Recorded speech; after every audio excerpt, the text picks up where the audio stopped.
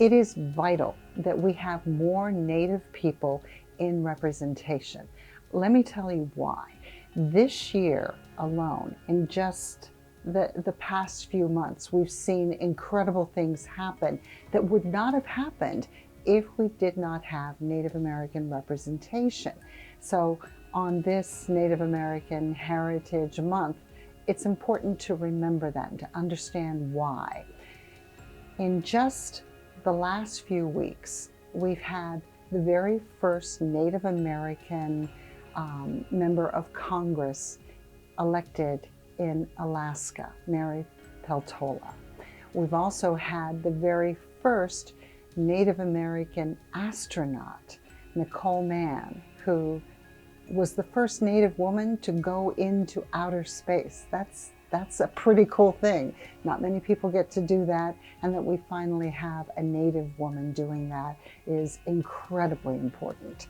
And of course, we have our Secretary of the Interior, Deb Haaland. Because of her, we've had so many amazing things happen that never would have happened before.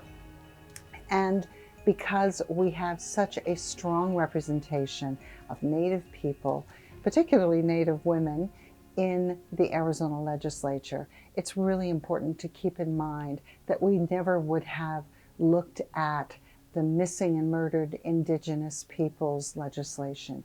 We need to have more representation of Native people at the table when it matters. Particularly when we're discussing things like water, when we're discussing things like the naming of places, so that we're not naming them with derogatory names.